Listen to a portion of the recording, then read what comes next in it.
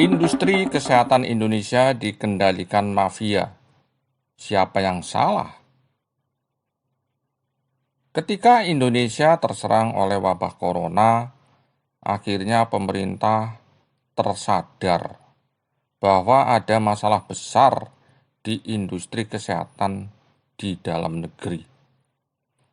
Tiba-tiba Menteri Badan Usaha Milik Negara BUMN Erick Thohir menyatakan Indonesia sangat tergantung produk impor.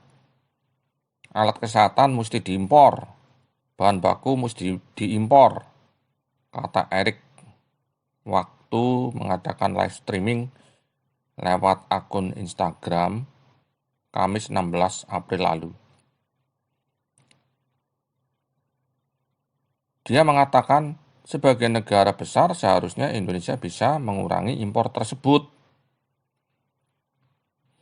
Kalau kita tidak gotong royong, tidak bangun bangsa kita dengan diri sendiri, memang bangsa lain peduli. Kita yang harus peduli pada bangsa kita.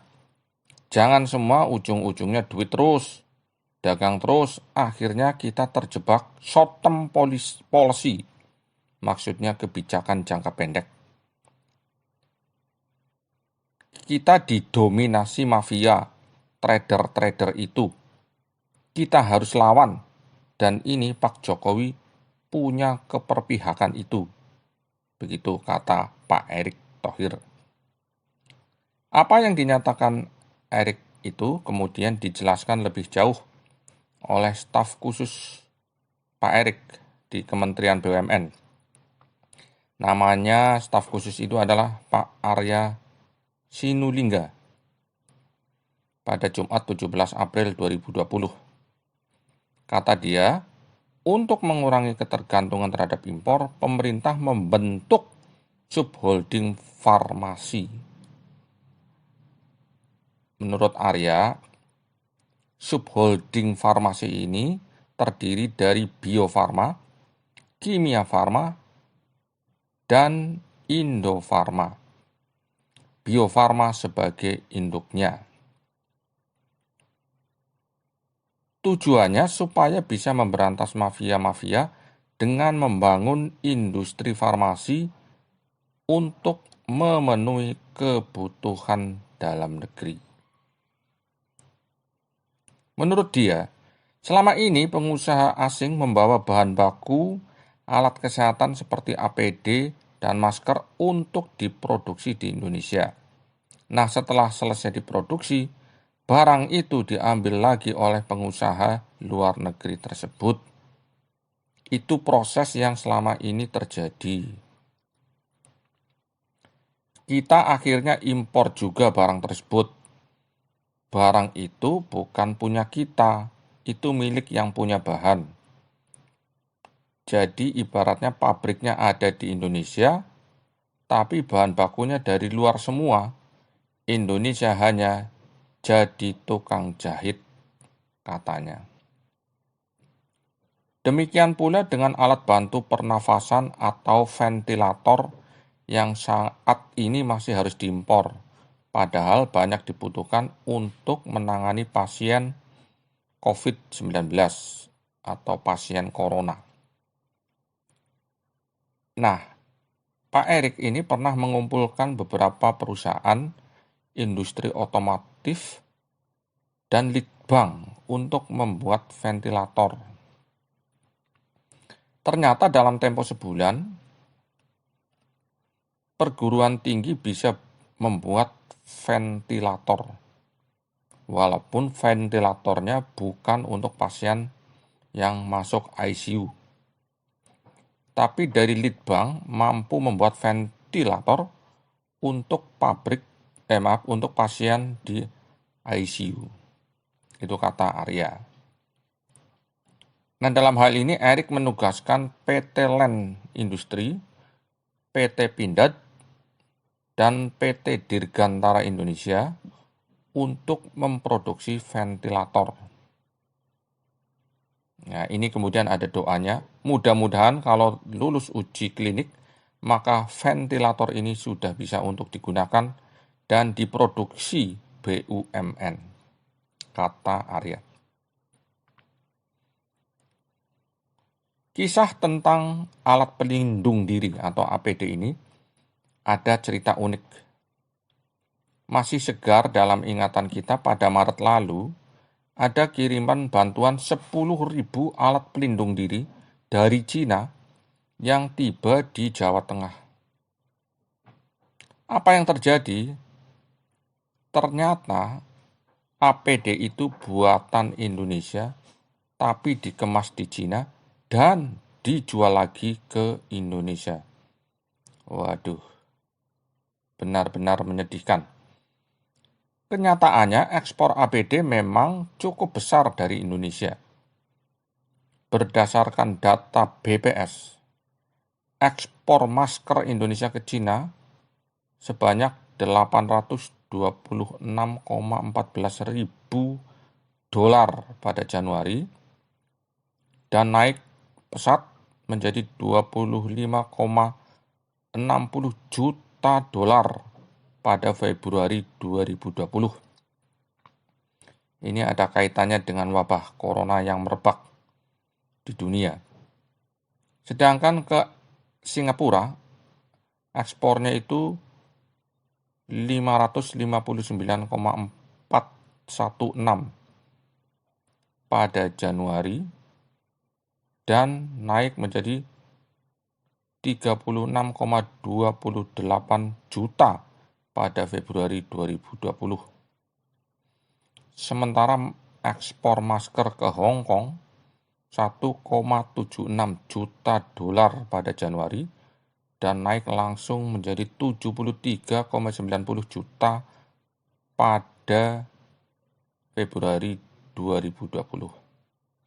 Nah, khusus Maret, negara tujuan ekspor masker bedah terbesar adalah Hong Kong dengan angka 901.000 dolar Amerika Serikat. Di posisi kedua ada Tiongkok dengan nilai ekspor 803,11 ribu dolar Amerika. Dan negara ketiga dengan nilai terbanyak adalah Singapura sebesar 662.000 dolar. Sebagian barang itu nantinya akan balik lagi ke Indonesia karena Indonesia juga membutuhkan masker, khususnya untuk tenaga medis.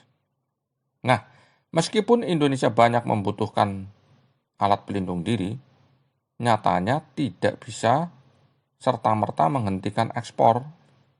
Ya tahu sendiri karena produknya memang bukan milik Indonesia semuanya. Menteri Keuangan Sri Mulyani menyatakan ekspor APD harus tetap dilakukan pemerintah, khususnya untuk negara-negara yang memiliki kontrak kerja dengan Indonesia. Hal ini disampaikan Sri Mulyani lewat video conference Selasa 12 April lalu. Sri Mulyani mengatakan Indonesia memiliki kewajiban mengekspor APD. Ya karena sudah ada perjanjian sebelumnya. Misalnya dengan Jepang atau Korea Selatan. Sesuai dengan perjanjian bilateral yang telah disetujui sebelum merebaknya wabah virus corona.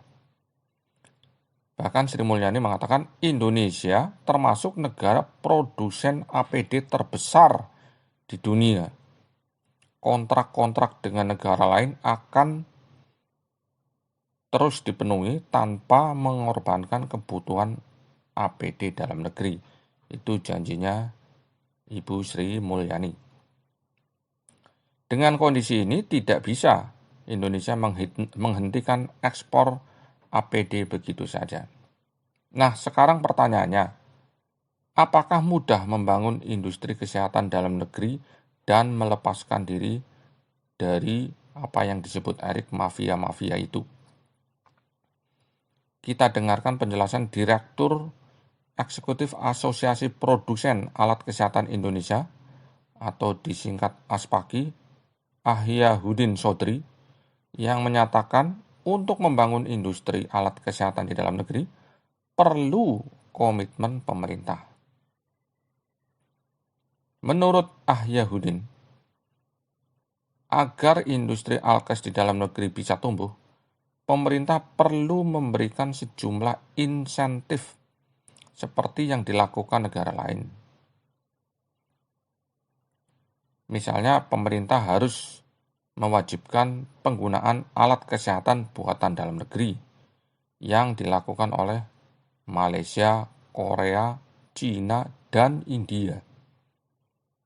Kalau diterapkan di Indonesia, maka penyerapan pasar akan meningkat dan mendorong tumbuhnya industri alat kesehatan serta bahan baku alkes. Begitu kata Yahudin. Dengan adanya kebijakan tersebut, maka industri dalam negeri akan berkembang.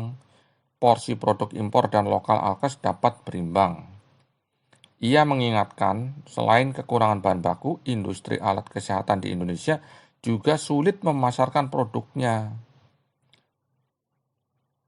Ia mengingatkan bahwa alat kesehatan yang ada di Indonesia sebagian besar memang hasil impor. Produk impor sudah digunakan sejak awal kemerdekaan. Jadi kondisi ini bukan hal baru. Banyaknya impor juga disebabkan oleh standar alat kesehatan yang tinggi. Seperti diketahui, produk alkes memiliki standar tinggi dan bukan produk yang diproduksi secara massal. Sehingga untuk beberapa jenis alkes belum bisa dibuat di dalam negeri. Jadi memang tidak gampang membuat alat kesehatan yang memenuhi syarat ekspor. Kesimpulannya dari kisah ini adalah niat untuk membuat alat kesehatan sendiri tidak bisa berhenti di keinginan saja. Tapi pemerintah harus berkomitmen membantu industri. Apalagi kalau memang benar ada mafia, itu pasti lawan yang berat.